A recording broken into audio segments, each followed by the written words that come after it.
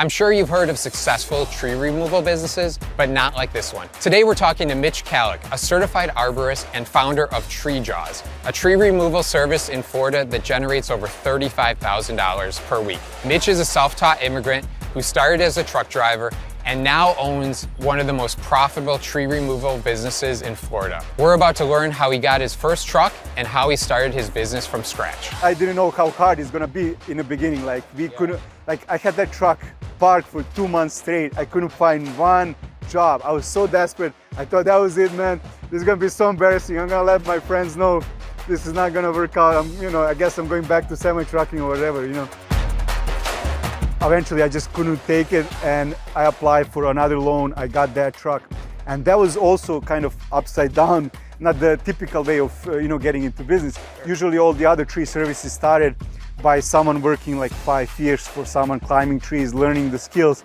and now he would start his own business. Or like son was working for a father, now he's separate. Something along these lines. I did the opposite way. I'm coming from a trucking industry, completely different industry. I got this super expensive truck that cuts trees. I didn't even own a chainsaw. That's how the other way around I came. Now at this point, we do around 35,000 a week in gross sales. Like most of tree services, just kind of throwing spaghetti against the wall, seeing what sticks. Yeah. They think they're doing marketing. They don't even know where those leads are coming from and stuff. But yeah, I think it's very important to measure everything.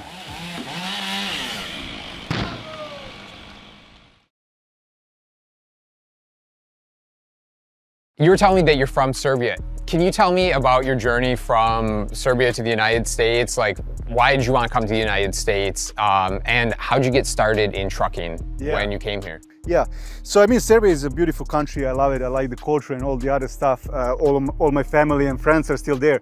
But economy, not so much. It really kind of sucks. And I always had this entrepreneurship kind of mentality. I always wanted to, figure it out, do something. And I tried in Serbia. It didn't really work out well. So I ended up here like 10 years ago. It's gonna be 10 years exactly in October.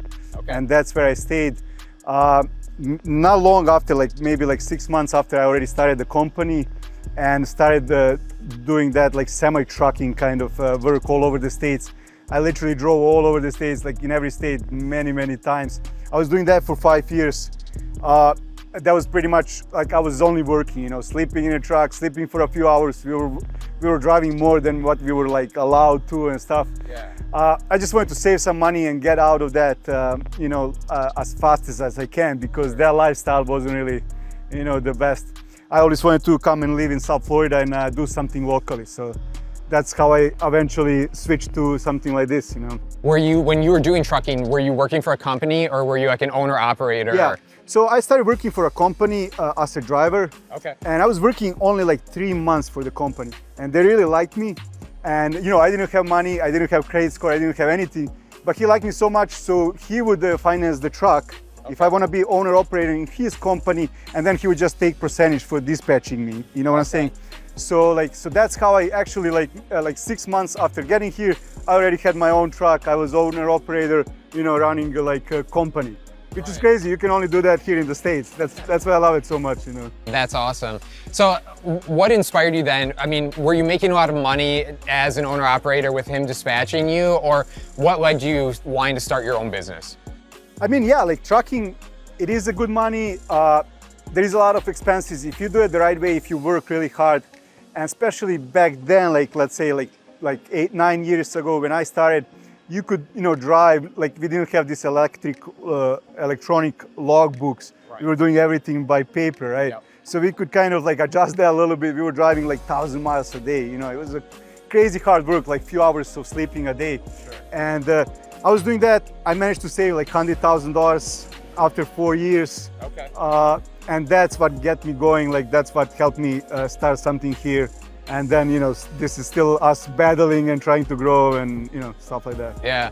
Well, once you got your first truck, were you doing tree removal or were you hauling other types of loads initially? No. So from semi-trucking, I actually got into debris removal, removing, those city grapple trucks that pick up like curbside debris. Yeah. So that's what I was doing. So basically, I really wanted to get out of semi-trucking. Like I kind of hated it in that point. Like I was overworked. I didn't like the fact that I wasn't home. I wasn't sleeping home. Like I was sleeping in a truck. I didn't even rent a place. I was just living in a truck, right?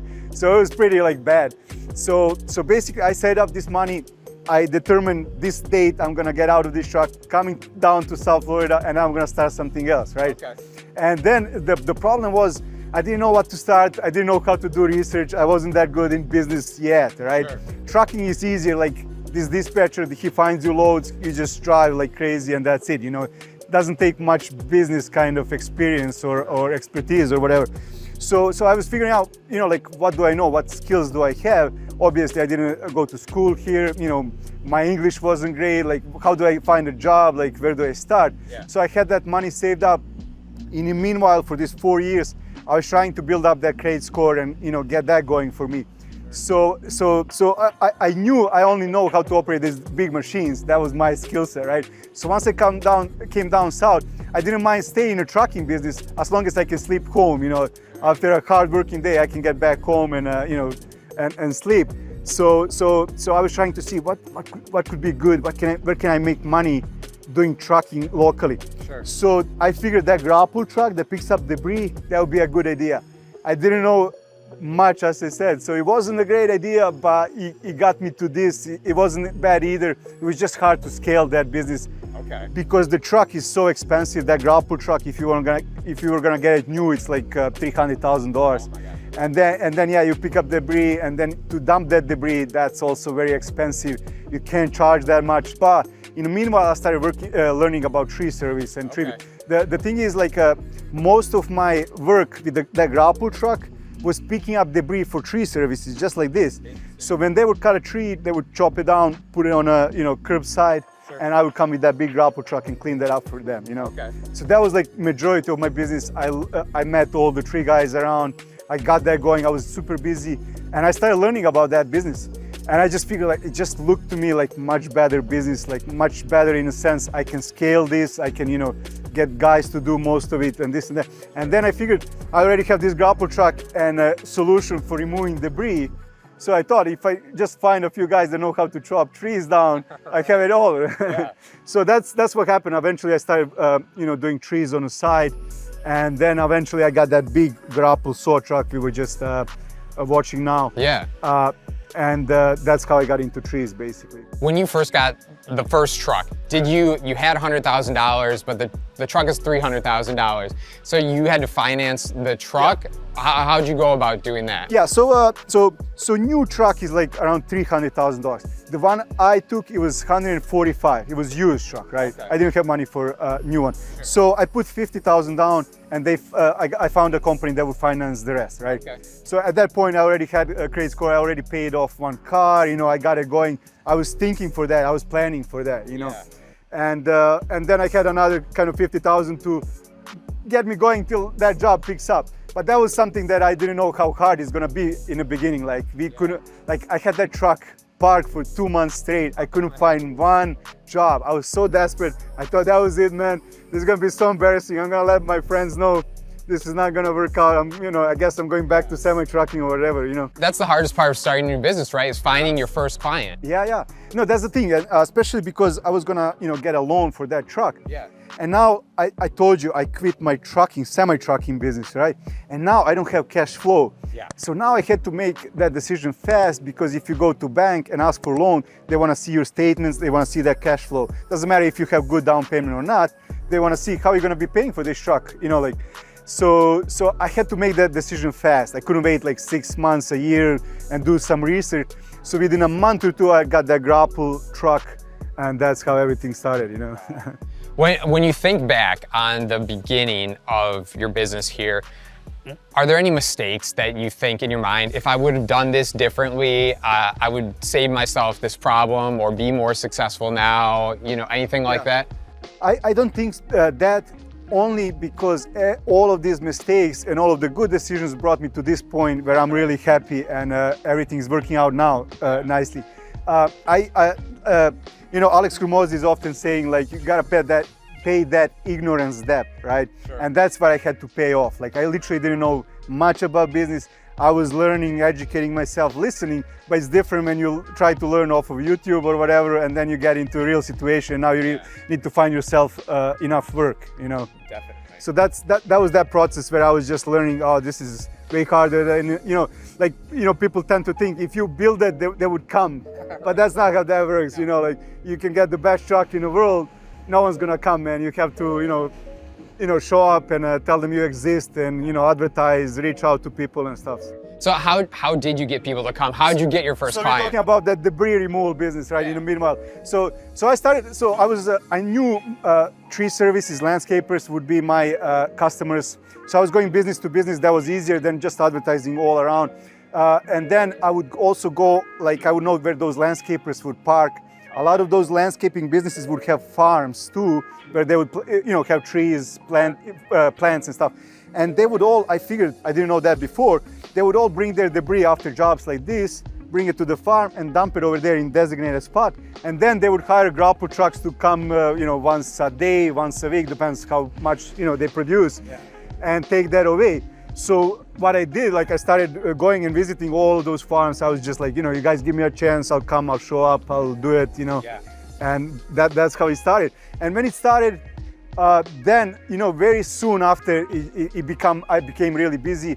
The reason is what I learned, another thing in business that, just me showing up on time, delivering on my promises, that was huge.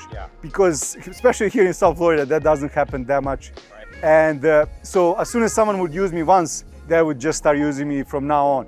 And it's a repetitive business, it's a lot of reoccurring stuff. Like tree services have tree work all day long, and then if they need help with debris, they would call me. And then all of those tree guys, they talk together and stuff. So once it got going, it really got going. I got busy really quickly. But it was scary, in the beginning. I believe it, yeah. So one of the things that you had to change from just working the grapple truck by yourself was bringing in employees to work for you. Right. How'd you find, reliable employees that will show up on time, and uphold your reputation? Right. So as I was working for all of those tree services, I started making connections with the business owners, with the tree service owners. Sure. And I also met a lot of guys, guys on the ground, guys climbers. And climber, that cutter, that's the highest skill kind of person in our team. He's the most paid. He's the kind of man you can't do work without, right? Yeah. And so I met a lot of those guys. I made those connections too. So I was just kind of trying to figure out, okay, if I get us some jobs, would you be able to come and just help me put on the ground? I'll take care of the rest. Sure. And that's how that started. And that would be all on contractor basis because I wouldn't have tree work right away every day. It would be I would do my grapple debris removal business, and then here and there we would get some tree work, and I would call them you think you can give me a day next week? Sure. So that's how that started. Okay, interesting. Well, so obviously tree removal is kind of a dangerous business. How do you manage the safety of your employees, on site? Yeah, I mean, so starting from that skill level, that's very important. If you have experienced guys, they've been through they made mistakes, they got hurt, that helps a lot. If you have a few guys on a crew like that, they can see problems before they occur, So that's very important, kind of to predict things, to understand how trees are moving once you cut them. And another thing is, I guess that thing never stops. You have to keep talking to them. You have to keep stressing to them what's important to us. And the most important thing I tell them every morning is for us, no one to get injured, and we don't want to damage anything. And then everything else is after that, if you're gonna make money or not. If you don't make money today, we're gonna make it tomorrow. But let's not make any, let's not destroy the house or, cut some arms off or something, Right, exactly. Well, you talked about scaling the business. You're coming from, a single truck. What was the most important equipment for you to acquire to do the tree removal service? So that's another kind of funny and naive thing for me. I was kind of taking a lot of risk at the time, as you can tell, right? And that was the same thing with the grapple saw truck, this truck for cutting trees. So I told you, I was struggling with the grapple truck. As soon as I got that going, I was really busy. I would finally start making money. I was finally not so stressed. I got myself into this truck, now another big truck, another big payment, and this. So how I got to idea to get this truck, I just at that point I already knew how tree business works, and I knew pretty much every tree company here in South Florida, and I just figured out no one has this grapple saw here in South Florida, and that thought couldn't leave my mind. It was just bothering me. Like, I was wondering why no one has this truck. This truck is so capable. We would see them up north, all over the place, all over the internet. I would be checking them out and stuff. And whenever I would talk to other tree guys, they would tell me, you know, this is South Florida. We don't have that big of a trees, you know, or you know, there's like you know, a big competition and stuff like that. And you know, like eventually I just couldn't take it, and I applied for another loan. I got that truck, and that was also kind of upside down, not the typical way of you know, getting into business. Sure. Usually all the other tree services started by someone working like 5 years for someone, climbing trees, learning the skills, and now he would start his own business. Or you know, like son was working for a father, now he's separate. Something along these lines. I did the opposite way. You know, I'm coming from a trucking industry, completely different industry. I got this super expensive truck that cuts trees. I didn't even own a chainsaw. That's how the other way around I came. But my idea was like, if I get this truck, I already have connections with a lot of tree guys. Now I can also help them cut trees for them, not only remove debris for them after they cut it, right?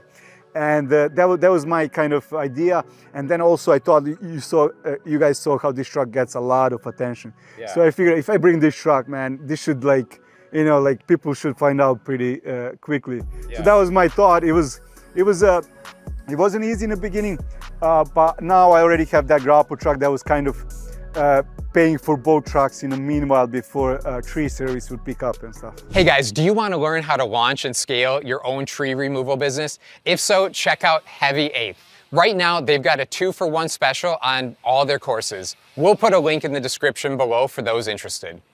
So you've got the grapple truck, you've got the saw, the grapple saw.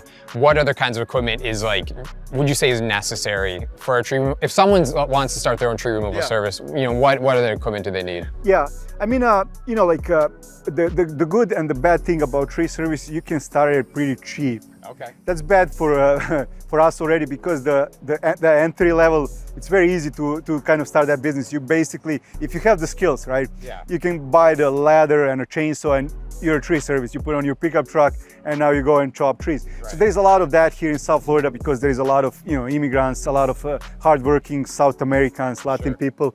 So there's a lot of those kind of tree services. So you can start it pretty cheap, and then again, you can find another grapple truck that's gonna remove that debris for you or something. You can outsource some parts of it, like that stump grinding. Sure. You can find companies that do stump grinding, you know. So you can start on pretty low level. But if you want to have everything like we do now, like from beginning to the end, like you need to have something to manage debris, like the way to take that debris away. Now we just use chippers, like those big chippers. Sure. We chip all debris and turn them into that mulch. It just makes it much smaller. Yeah. And that's how we take it away and dump it. Then we have a bucket truck. That's a big important tool. You know, that's that thing that gets a climber all the way up in a tree. Right. And then obviously you have stump grinder and some other machines. You can have like a bobcat or skid steer or something like that. That's all helpful. Just it's up to you in what order you want to start inquiring machines and stuff like that. Since the barrier to entry is low, like, what is the amount of money that someone could make in their first year, or what were you making the first year that you did tree removal service? So obviously, you can start very cheaply. Equipment, it shouldn't be a problem if you have the skill set. Sure. The problem is to get the work. That's really a problem. Like, if you want to advertise, everybody's advertising. It's just so expensive. Once you start, you don't have a reputation. No one trusts you. You don't have reviews online. You don't have recommendations. You probably don't even know how to sell really well. You probably don't even carry helmets or this or that. It's just really hard to get any work. So what they usually do, they just do really cheap work. So there is always people that don't want to pay prices for a serious company to come and show up. They would probably take a little more risk because those guys wouldn't even have insurance and stuff, but they would do it very cheap for them. Right. So there is a lot of that going on too.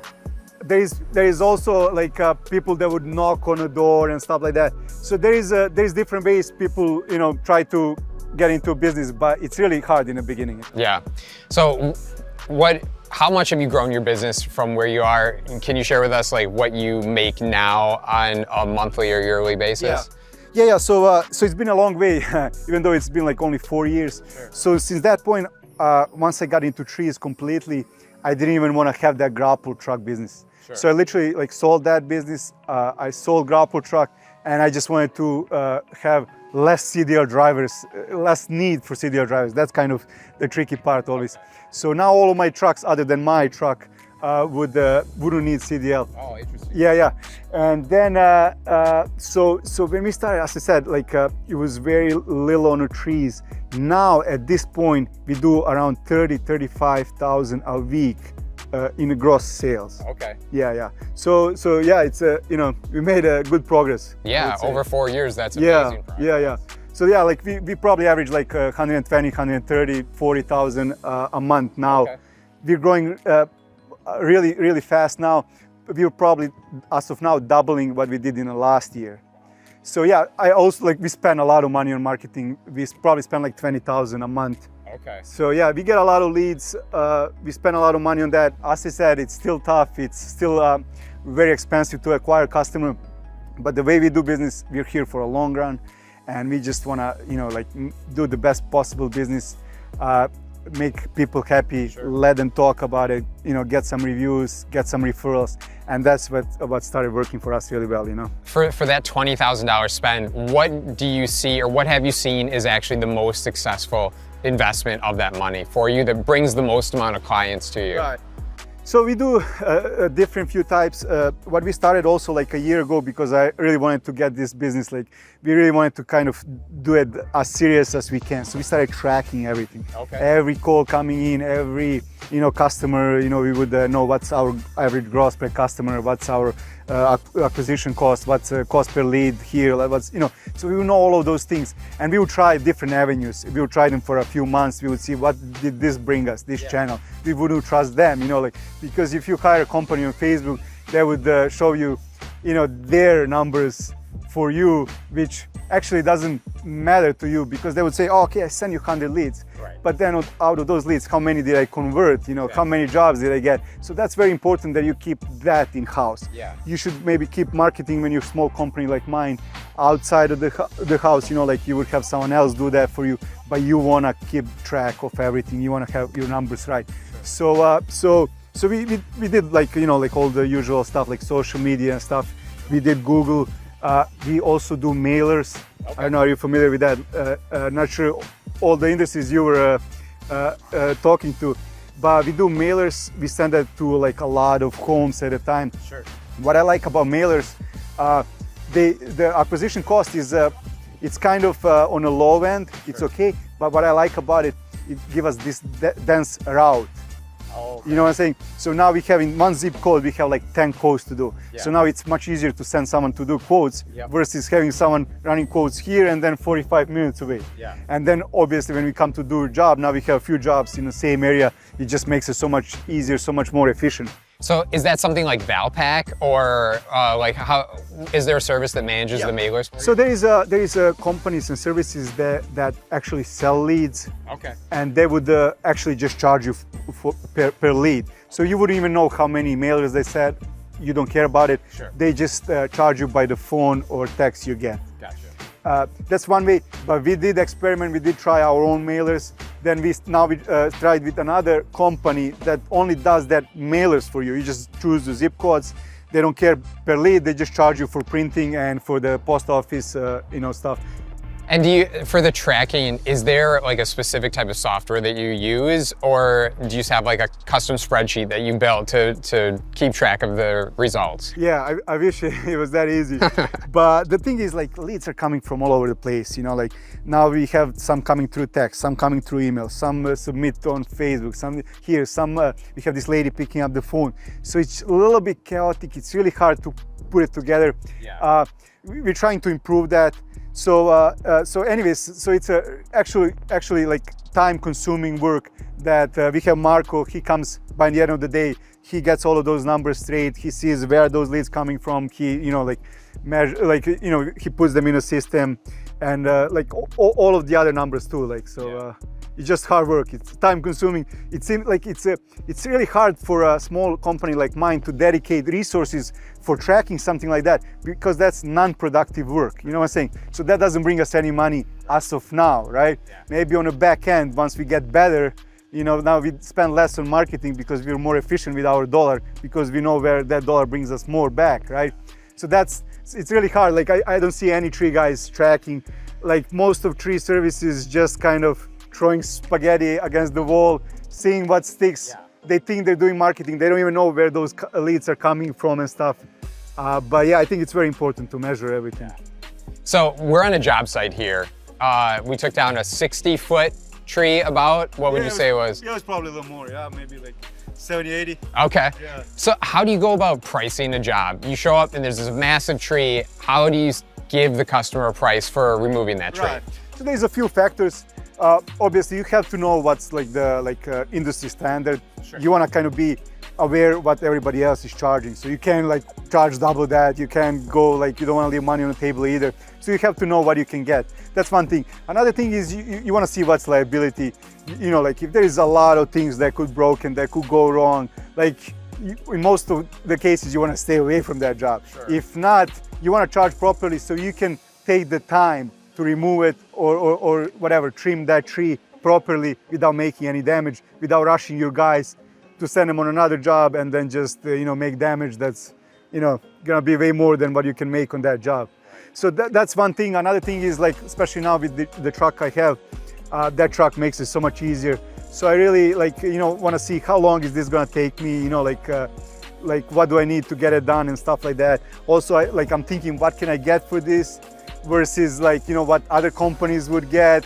I try to be a little bit below, because with this removals like this, like you saw it, we removed this huge tree like within like 2 hours basically. Yeah. And any other company would take a day or two for something like that. So I can bring my price down in that case a little bit. Sure. But still, you don't want to leave too much money on the table. So you want to kind of find that sweet spot where they would choose you and you wouldn't lose much. For our viewers out there, if someone is looking to start a tree removal service, is there a piece of advice that you would give them when they're evaluating this as a business opportunity? Yeah, I mean, my advice would always be like education.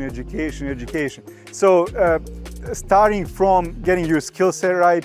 So depends what skills you would have. Like obviously, the way I came into industry, I'm an arborist now, I have all the certification, I'm 3 risk assessment certified and stuff like that. But I didn't start like that, I had zero skills when I got into it. So it depends from what kind of expertise you're coming from, what's your skill set. Mostly, I would say 98% of the time, it would be a tree guy that was working for someone, like Cutter would start his own business. So I would say that, yeah, you should start working for another company for as long as you can.